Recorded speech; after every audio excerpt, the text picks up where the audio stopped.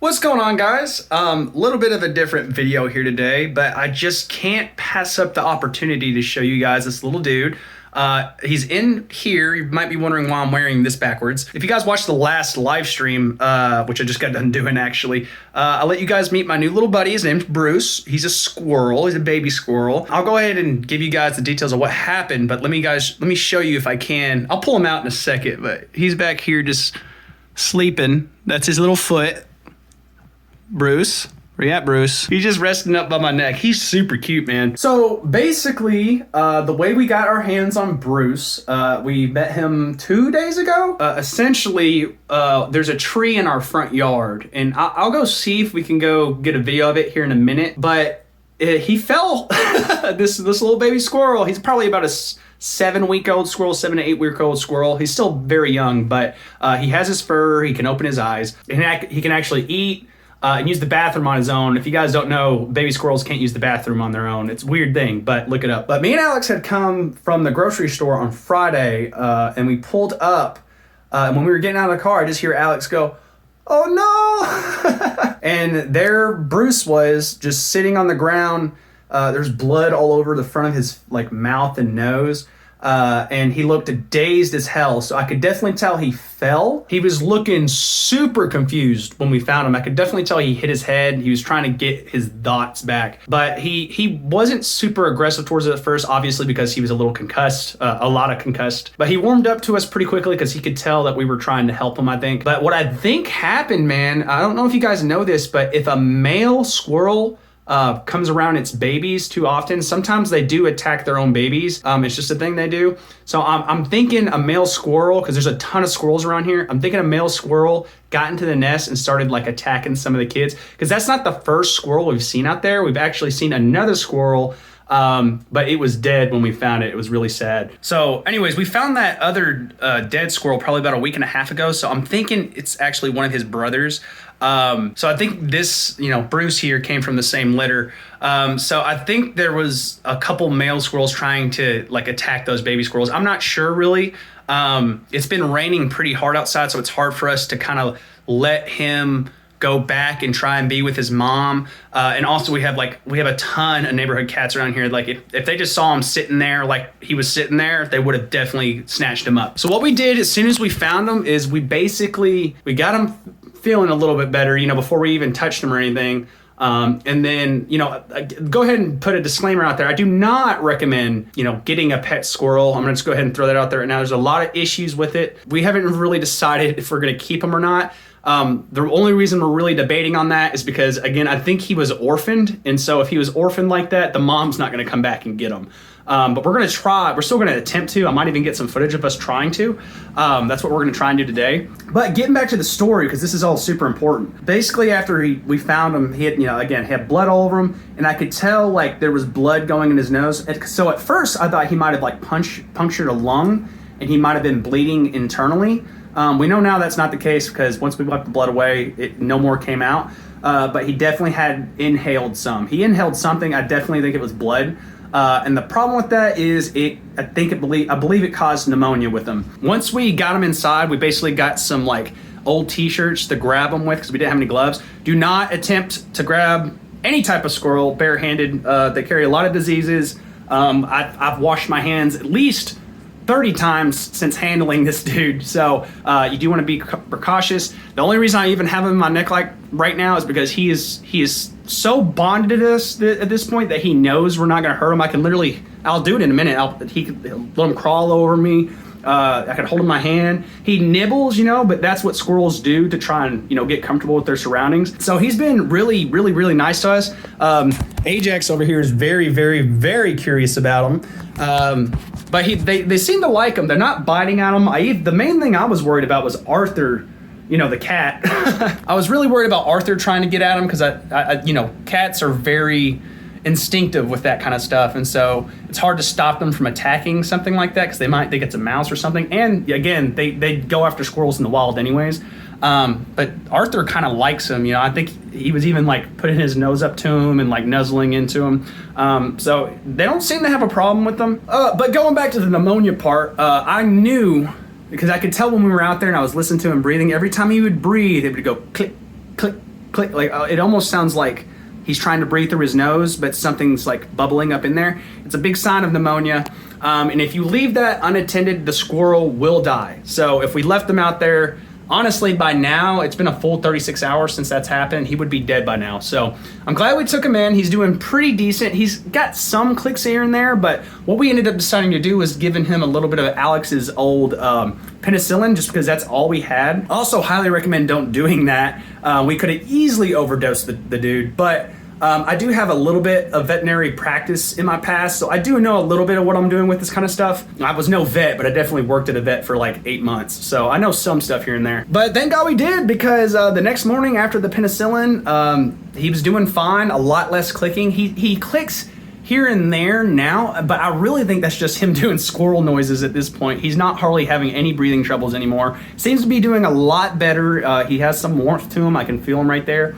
We've been keeping him warm overnight with a sock filled with white rice. You just put it in the microwave for like 30 seconds, and then it's nice and warm for like an hour or two. And it's really good for a baby squirrel because they need that warmth. And as you guys know, I'm just an animal lover. I can't just leave an animal that needs help out on the lawn like that. Especially if I know I could probably do something for him. So I'm really glad we got this guy. At the very least, there are some squirrel rehabilitation places, I think, around here. We are from Arkansas, so it's kind of common. And I'm fairly sure the vet clinics that's around us actually will treat squirrels, because it is legal to own a squirrel in Arkansas. It's just the state laws. You know, Arkansas is, you know, I'm not very country, but I'm from a country state. So what that means is we got some pretty cool laws with what kind of animals you can have. Basically, the laws in Arkansas is most wild animals you find in the wild, you can keep up to 6 of them in your house. That is the law in Arkansas. I don't think it's like that in any other state. I don't know why it's like that, other than the fact that I live in Arkansas, which is just a hick state, as you will.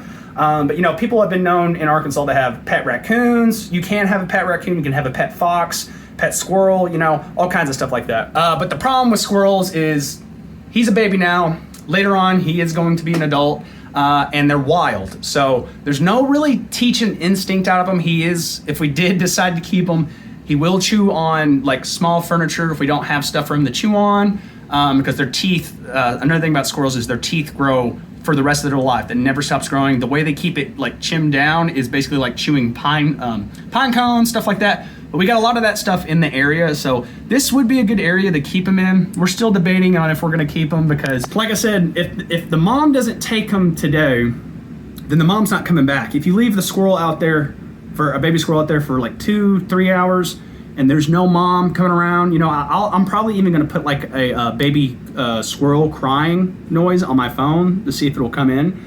But if they don't come within 2 to 3 hours, they're not coming. They've abandoned it. So, and they do that. So that's where we're at, trying to figure out what we're going to be doing with baby Bruce here. We named him Bruce after Bruce Wayne. If you guys have seen any of the Christian Bale Batman movies, especially the first one, there's a quote in there that goes something around the lines of, you know, I think Bruce asked the question, no, Bruce Wayne's dad asked Bruce, why did we fall? And he goes, so that we can learn to pick ourselves back up. And since he fell from a tree, I thought that was a really cute name. So let's go ahead and get this guy out, and I can show you kind of what I'm doing to kind of make sure he's healthy and whatnot. And then maybe when Alex gets home, we might even try, you know, putting him outside, see what he does. But more than likely what's gonna happen is I'm expecting his mom not to show up, and for him to be coming around our doorstep. But we're gonna be keeping an eye on him. When we do that, make sure no stray cats come around, because we definitely at least 3 different kind of stray cats walk through our yard every day. I've seen them, so we'll have to be kind of urgent about that. But let's show you guys Bruce. So we got this little box for him. I'm gonna go ahead and just set him down here. Here's Bruce, by the way. Full shot of Bruce. What's going on, buddy? As you can tell, like, he's very nice to me. We got Ajax right here, making sure he's being nice and good put. But they're not being mean to him, so he just likes to lay up and cuddle up. Oh my goodness, I know Bruce. He seems to like snuggles. Ajax wants to smell him really bad. If you guys are wondering what the hell that is, what that is I put some blueberries in his water just to help with getting him some natural sugars in his diet. You don't want to give a squirrel anything that it doesn't naturally eat.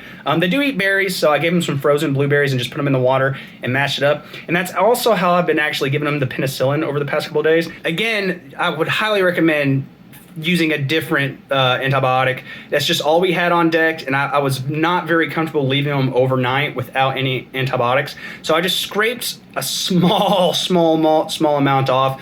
Basically, the way I did the math is, it was for Alex. She weighs about 135, and this guy is not even a pound. So I was like, all right, he needs about 140th percentage or 140th of a pill, to take.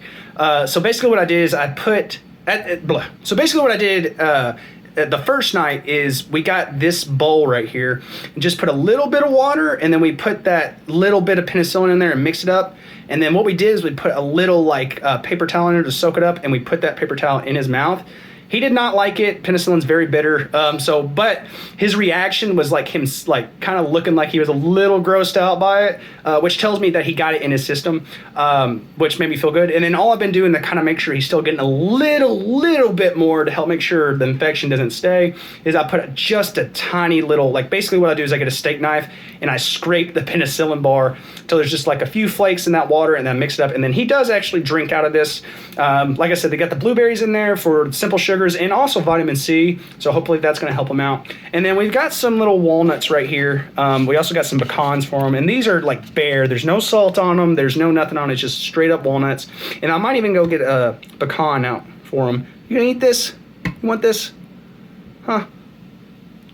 He does. There you go. You cleaning? Look at him.